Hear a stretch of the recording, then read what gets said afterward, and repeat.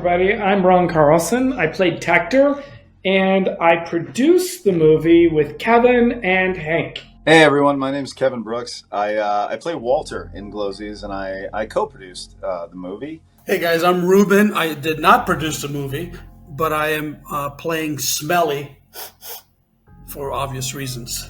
Hello, my name is Antuone Torbert, and I played Chef in Glowzies.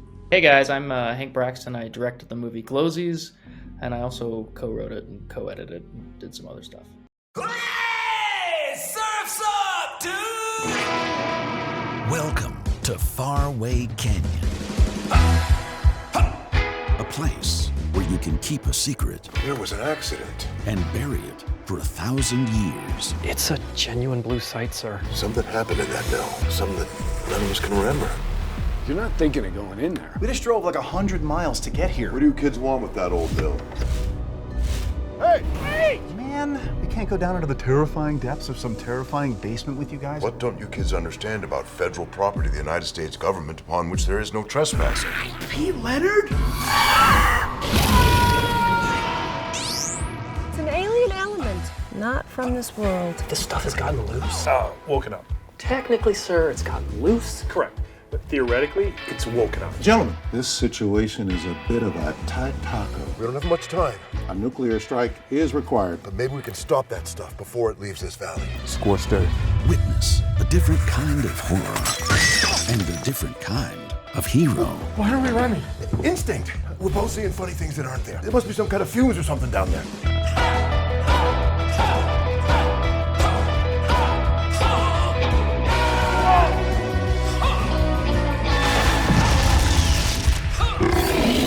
We should keep running. Starring James Remar, Michael Dorn, and of course, the Glowzies. Glowzies? I just came up with that. You notice how they're glowing? It's really clever. Glowzies, they're coming to get you. An adventure for the whole family. Darlis? God gave us windshield wipers.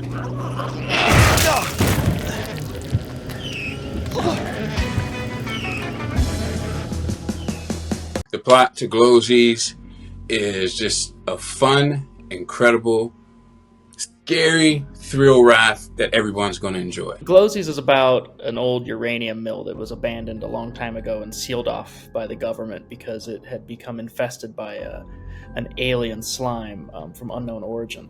And the story picks up in modern times with a group of older folks that have been kind of hanging out, watching the place because that's like their job. And unbeknownst to them, they've been, placed there by the government for exactly that purpose.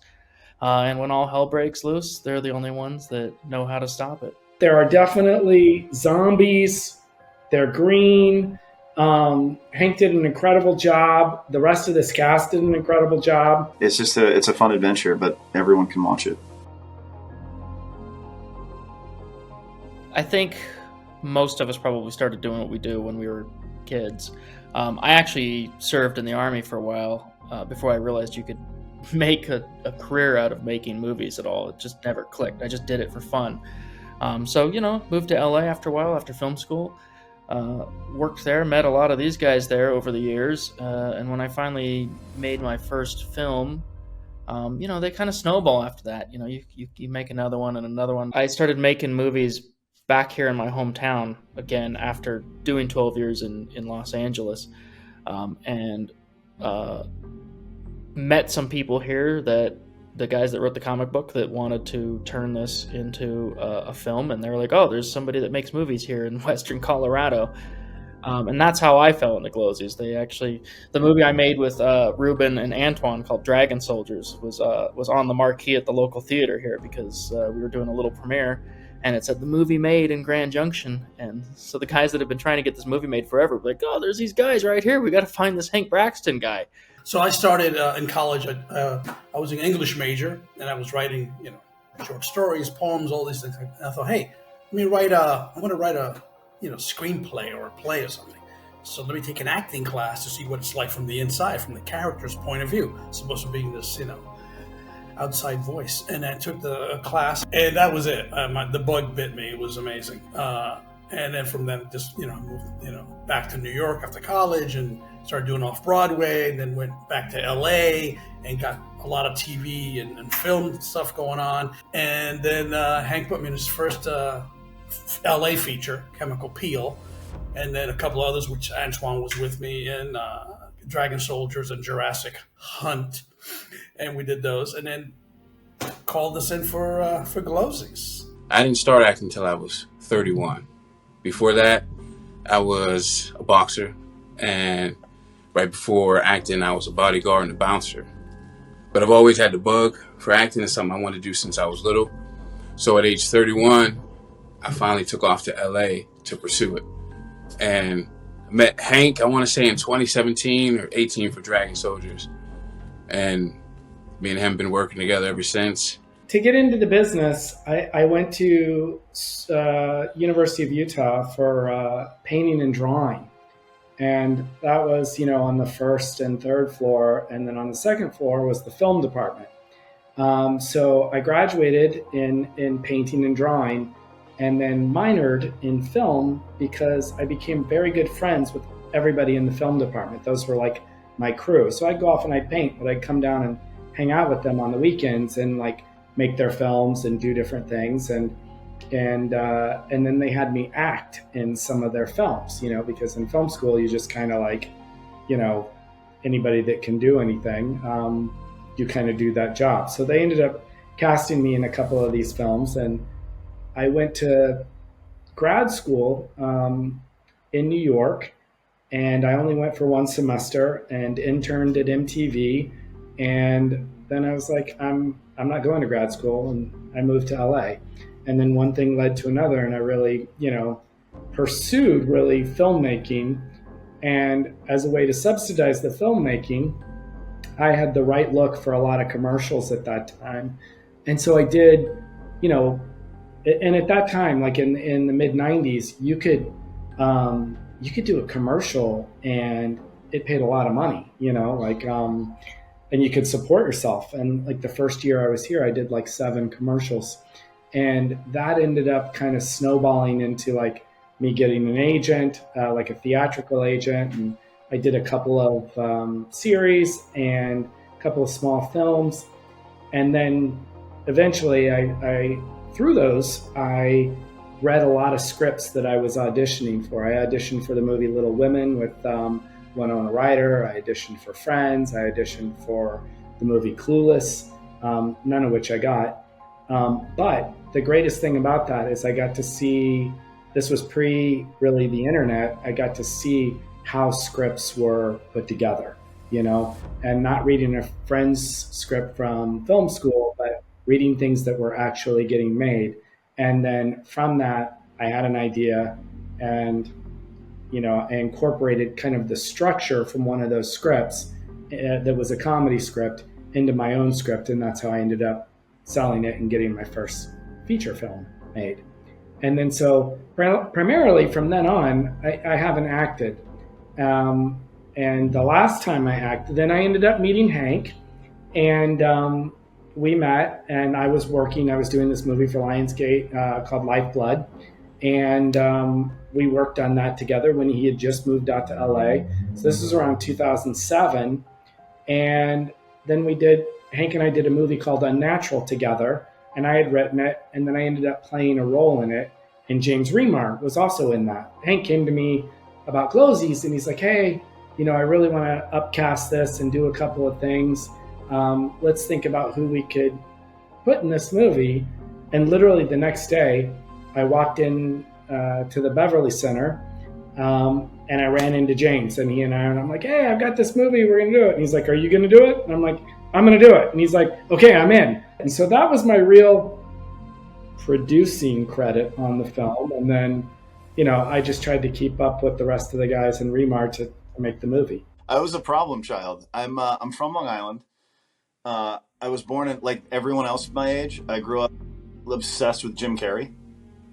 So I always tried to mimic Jim, and I came home after watching Ace Ventura and like learned that script and could quote it verbatim, and caused a lot of trouble in class to the point where they my teachers would say, hey, if you shut up for the duration of the class, you can have 10 minutes at the end to just do whatever you want. So it was like a nice way of keeping me from getting sent out into the hall. I made little, VHS camera movies with my friends. I've kind of always been obsessed with movies. So then when I turned 19, I had a friend that was moving out here to Los Angeles. And he just one day was like, do you want to go? And I said, yes, I do. Sure do. So I went out here. I had a couple of friends that were working on things. So I kind of hit the ground running a little bit and worked on some stuff. I got introduced to Hank through Chemical Peel. I was offered that audition because we had a mutual friend who said, hey, my friend Hank is casting this movie and you should go in for it. And I did. And we fell in love.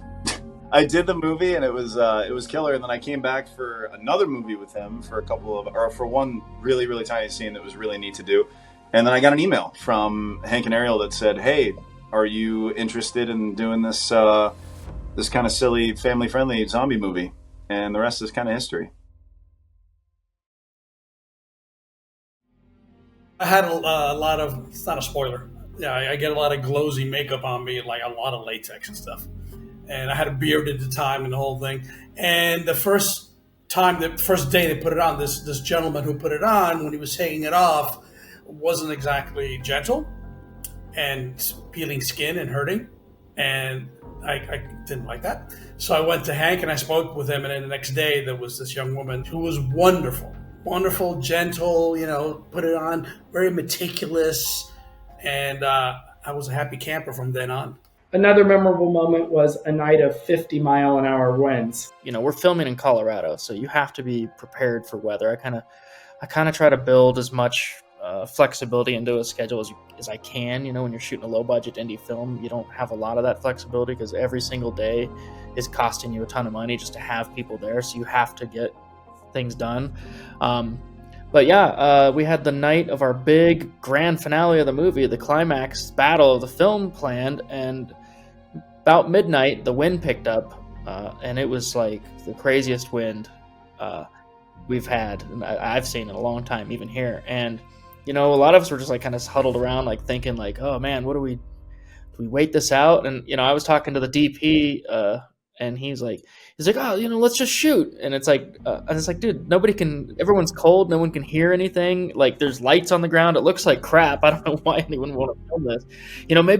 Maybe we'll just wait it out, and in an hour or two, like, the wind will die off. And that's when one of the other supporting actors in the movie, Butch McCain, who is also, he's the local weatherman in town. He chimes in. He goes, "Oh, hey, Hank. Yeah, according to my data, this wind looks like it's going to intensify and probably, continue on through tomorrow afternoon, maybe bringing some showers."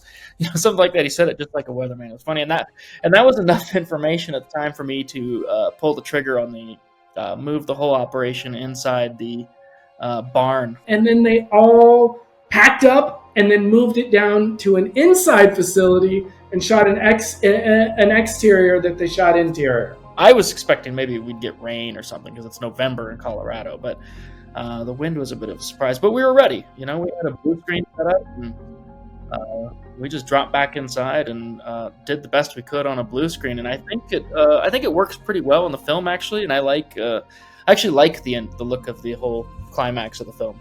But for me, like, my memorable moment was the same, the cold, windy night, because I was shirtless. So for me, it was a little bit more miserable than everybody else.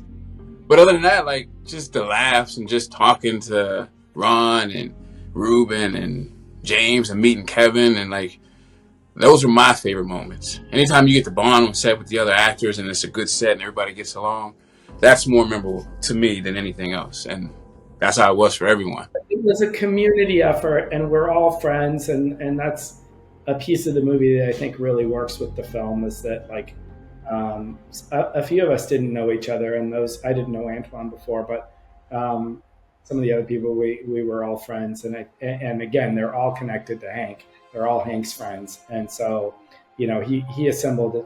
Hank's a good person, and he put a bunch of good people together. Another thing Hank does is he brings in the local talent, especially the students that he's worked with or he knows there, and they come in and they're grip or they're whatever, and gives them all this experience to work on an actual set. with a director who's worked in Los Angeles, and it's an invaluable experience for these students. And they're so enthusiastic too. Like they come in like wanting to be there. I mean, I feel like if you work on a lot of stuff in Los Angeles, all the grip and electric are just, grizzled with a cigarette. Like it's just, you work with all these people that have never been on a set before, and it's exciting. Like that light in their eyes is kind of an amazing thing. Leave there and say they had a good time. That's literally it. Leave the movie theater smiling like, man, that was cool. I like that, and I enjoyed that. Because I've done that with movies, and just you leave a movie theater feeling satisfied. And just, man, that was a good time. And that's what I want people. I feel like that's what's going to happen. I love horror movies. I've always loved horror movies, and I got into them really young. I know Hank did too. Like, I grew up watching Evil Dead and all these things. But the stuff that got me into horror was the thing that was geared towards kids that were just a little too dark for us. Like, I remember watching Casper and being like, there's some dark stuff in that. I loved Goosebumps. I loved Are You Afraid of the Dark? And that stuff kind of grew with me as I got older. So really, I just hope that someone watches this movie and says, I want to watch more horror and more slime. It's the kind of thing where you can bring the kids and the family, not like, oh, it's all blood and guts. There's just slime, basically. Like the show where they slime the kids on the award show where they slime everybody. It's like that with zombies. As a filmmaker, I can't say I'm ever, I hope someone takes away some kind of message. I'm not that filmmaker. I'm just like, man, I hope you had fun for 90 minutes. Forget about your troubles for a while and just, watch this silly, fun movie. It's great. You can watch it with your kids. You can watch it with your grandma. It's pretty enjoyable and it's pretty harmless. Hope you like it. God gave us windshield wipers.